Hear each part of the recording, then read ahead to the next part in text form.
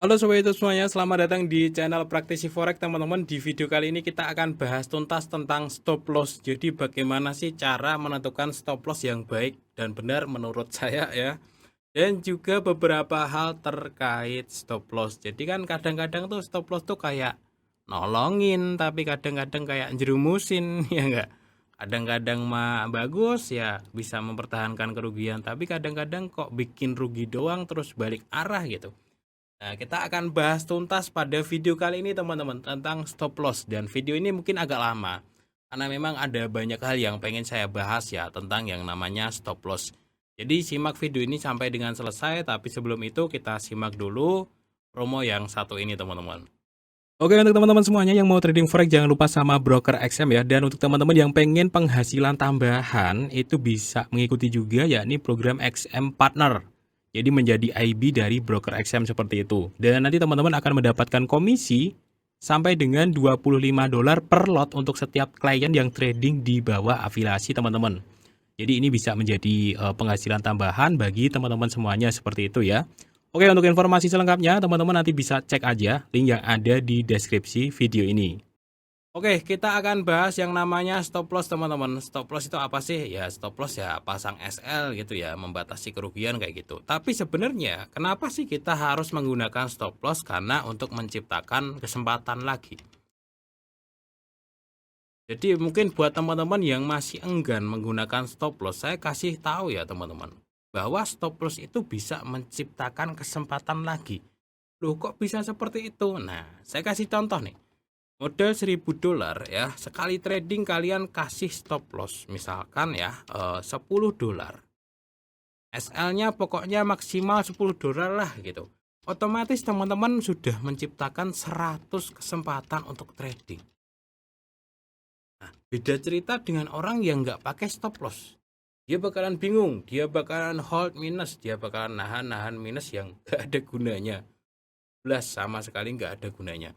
Jadi apa itu namanya, bedanya itu ketika orang yang nggak pakai stop loss otomatis dia bakalan nahan minus, averaging, locking, hedging, dan lain-lain. Misalkan ya, sekarang dia enter sell ya, ternyata naik, dia enter buy bisa juga.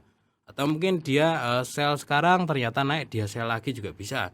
Atau mungkin sell sekarang dia naik terus dia tungguin padahal dia trennya bullish, nggak ada gunanya sama sekali. Jadi stop loss itu penting teman-teman. Bedanya itu ketika kalian menggunakan stop loss artinya kalian menciptakan kesempatan lagi. Kelihatannya rugi tapi otomatis saldo akun trading kalian tuh sudah kalian petak-petakin gitu. Misalkan $1.000 saya kasih contoh tadi ya, sekali trading kalian hasilnya $10, otomatis kalian petakin menjadi 100 kesempatan trading.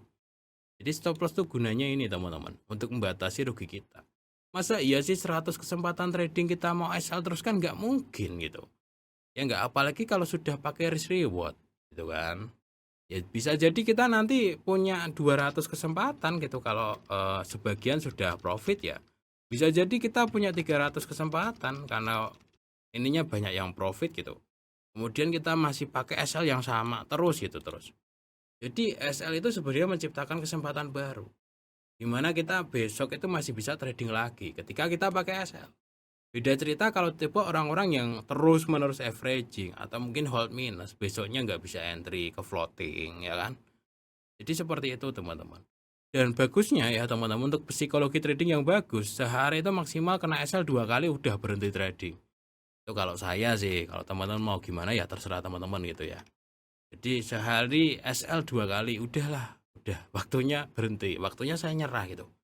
Karena kesempatan besok ketika saya hari ini nyerah, itu kesempatan besok masih bisa saya ambil. Tapi kalau hari ini kesempatan hari ini saya overtrade, hari ini saya ngajar terus ke market, bisa jadi kesempatan besok tuh nggak bisa saya ambil karena mungkin margin call gitu. Jadi seperti ini teman-teman. Stop loss tuh gunanya itu, dan sehari maksimal kena SL 2 kali itu udah cukup kalau saya. Apakah teman-teman setuju? Kalau menurut saya sih bagus seperti itu, daripada kalian trading overload, overtrade ya terus-terusan nggak pakai SL, nggak jelas namanya seperti itu. Kemudian begini teman-teman, ada tipe orang yang belajar sama saya, dia tuh bener-bener nggak bisa pakai stop loss. Jadi dia modal 1.000, itu saya suruh misah saldonya. Jadi ini ada akun satu, akun satu. Ini kayak semacam gambling tapi juga manajemen risiko ya. Saldo full $1.000. Nah, akun 2 ini khusus untuk entry dia. Ini juga bisa sih sebenarnya sistem seperti ini. Akun 2 itu khusus entry. Jadi begini, setiap kali dia mau trading, itu awalnya saya ajarin ya, karena memang dia nggak pernah bisa pakai Excel. Jadi saya ajarin, ketika mau entry, dia pindahin akun sini ke sini, teman-teman. Dari akun satu dia pindahin ke sini. Khusus entry, paling dia ngambil $20. Ya kan? Kalau margin call ya udah, kalau profit dipindahin lagi ke akun satu. Jadi nanti kalau misalkan ini jadi $40, ya, yang $20-nya dia pindahin ke sini. Ya mungkin di sini jadi 1020, ya enggak? Seperti itu aja terus. Nah, yang $20 ini buat entry lagi. Nah, kalau memang dia profit $40, ya, baru yang $20-nya dia jadi $40 ya, misalkan jadi $40 dia pindahin lagi ke sini. Kayak gitu terus tiap hari. Kalau loss ya dia lossnya segini doang. Tapi akun satunya ini nggak boleh di entry, cuma boleh mindahin ke sini doang. Ini solusi saya untuk salah satu teman yang belajar sama saya dan nggak bisa nahan kayak gini tuh nggak bisa teman-teman. Dia selalu gimana ya namanya orang tuh, saya juga bingung kan ngomonginnya gimana. Jadi setelah kena SL tuh terus entry terus kayak gitu. Waduh nggak bisa gitu bro kata saya. Wah ini mah sama aja lu nggak bakalan ngasilin uang gitu. Ya udah saya trik kayak gini. Tiap kali trading lu pindahin tuh $20 ya pakai 0,1 atau 0,05 dan kalau habis mindahinnya kesempatannya besok lagi. Alhamdulillah ini 1.000 ini bisa berkembang loh. Caranya kayak gini, dipindahin ke sini 20 buat entry.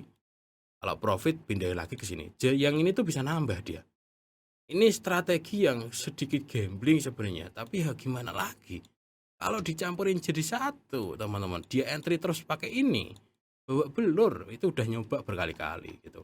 Nah ini kalau mungkin teman-teman mau pakai yang itu ya terserah strateginya kayak gitu.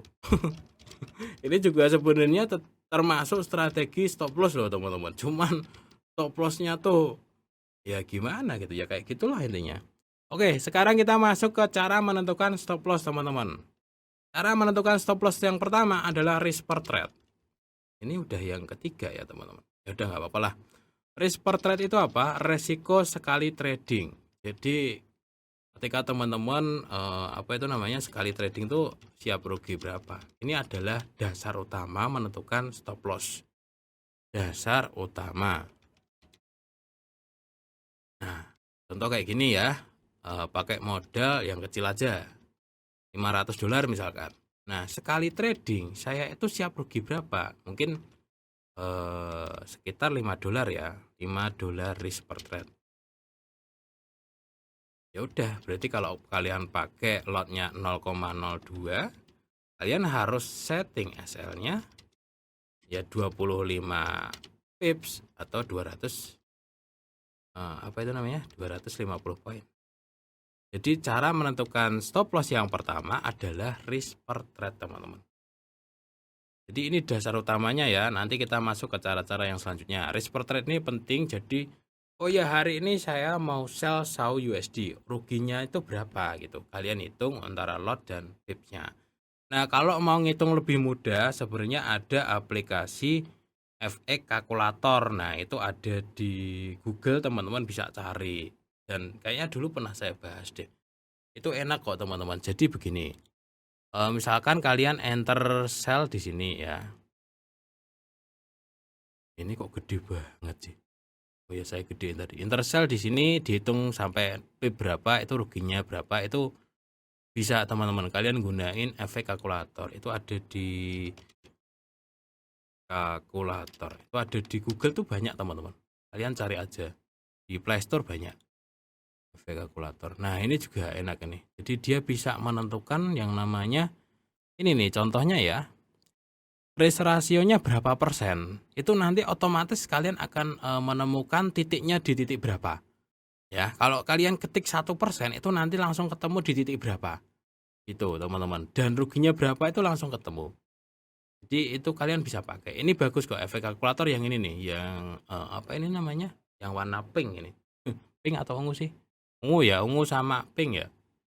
Ini bagus, saya pernah coba dan cukup enak untuk itu, untuk menentukan ruginya berapa. Nah, cara yang pertama menentukan stop loss adalah risk per trade, sesuaikan resiko per tradingnya.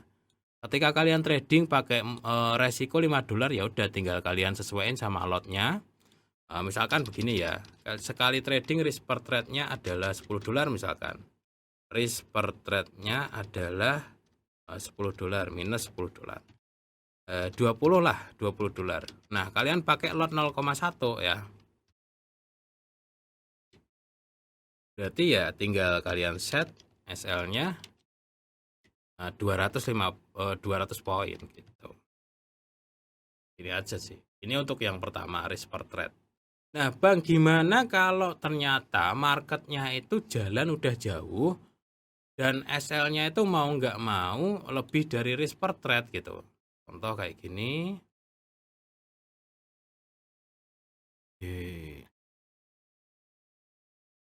Nah, kayak gini nih contoh ya.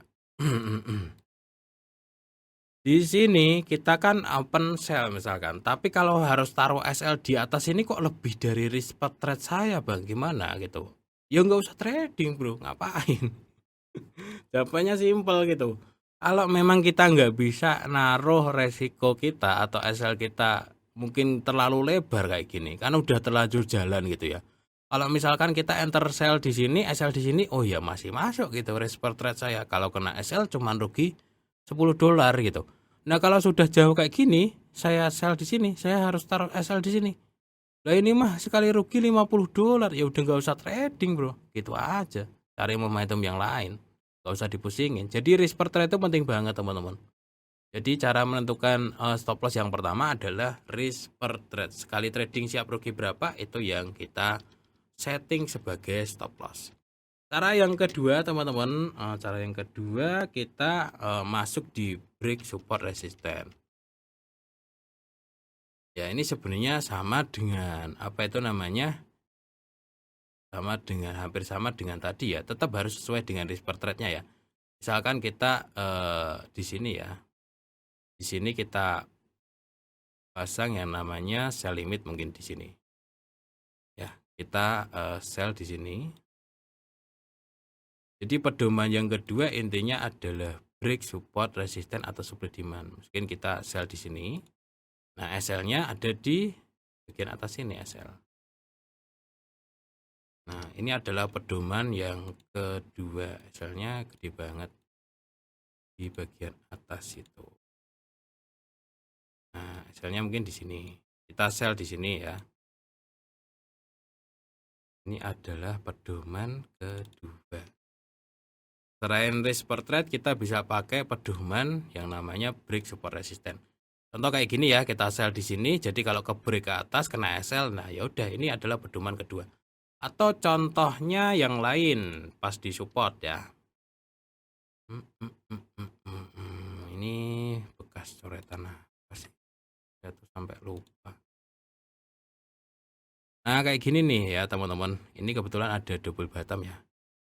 Jadi ketika kita enter sell di bagian sini, enter buy ya, sorry.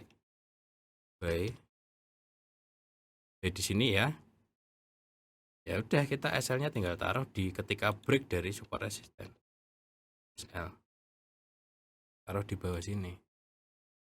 Nah, ini adalah pedoman kedua ya. Ketika break dari support resistance. Pedoman pertama tadi adalah ini supportnya ya teman-teman, area supportnya. Baik di sini, asalnya di sini. Ini ideal. Ya memang idealnya kayak gini. Ya kalaupun kejilat terus naik lagi ya udah nasib gitu aja. Berhenti besok trading lagi. Masa sih mau kejilat terus nggak bakalan. Itu. Kita hanya perlu sabar aja kok. Nah misalkan kita buy di sini, asalnya di sini kayak gitu. Ini ideal ya teman-teman. Dan kita juga cek apakah risk per trade-nya masih masuk. Nah, ketika teman-teman trennya sudah naik, kalian buy di sini, SL-nya kok, wah, SL-nya kok nengkene ya, teman. Ya udah nggak usah trading, bro. Cari aja nanti posisi yang bisa kayak gini. Buy-nya di sini, SL-nya kayak gini, begitu.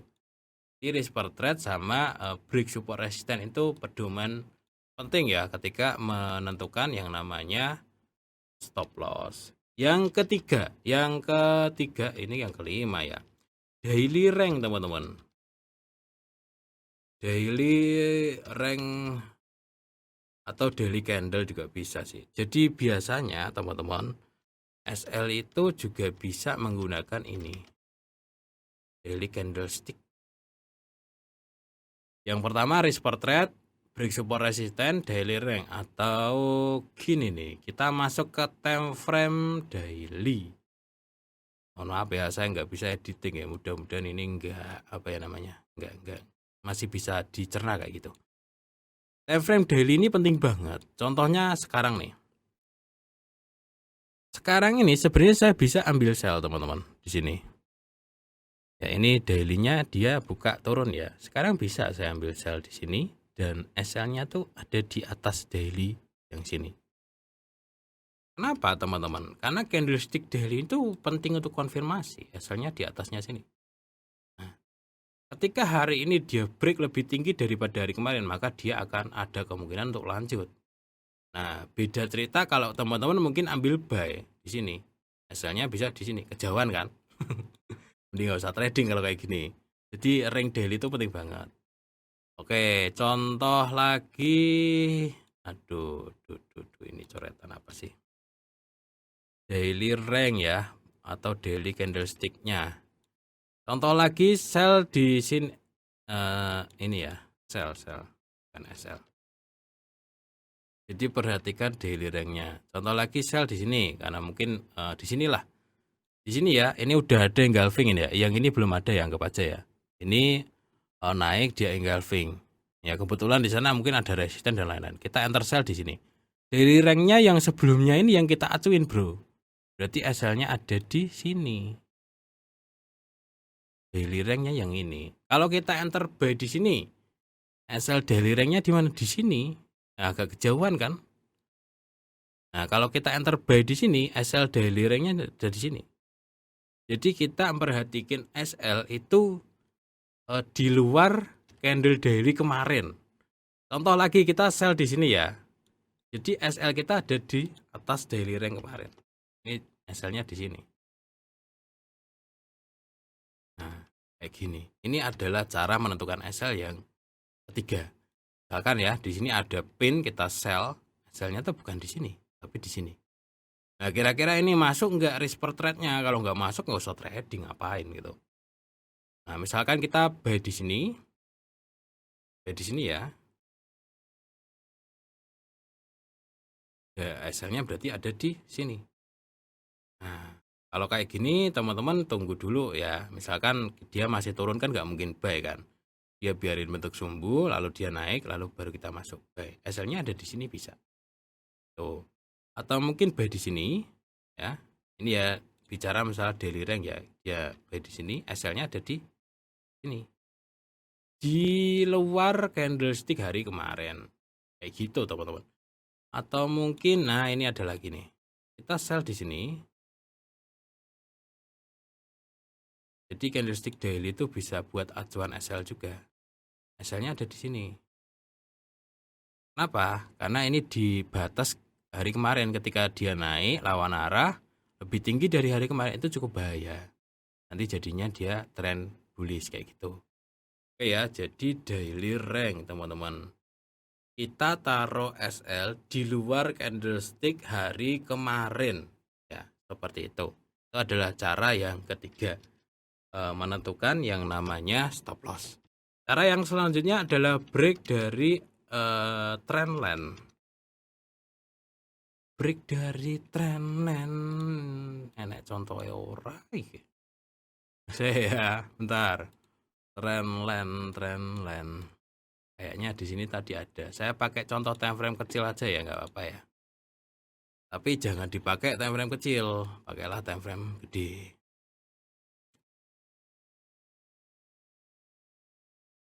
Ini biar simpel aja. Contoh kayak gini. Break dari trendline. Ini kan trendline-nya naik ya. Nah, misalkan teman-teman ada peluang di sini ya, teman-teman. Nah, kalian merasa ini wah ini buy di sini. Nah, trendline-nya naik kan? Kegedean. Nah, buy di sini. SL-nya di mana? Ya kalau dia break keluar, SL-nya ada di bawahnya teman-teman. Jadi bawahnya sini. Jadi kalau dia keluar dari tren itu udah invalid. Atau mungkin teman-teman teman-teman mau ngambil sell, mungkin trend line-nya dia naik ya. Oke.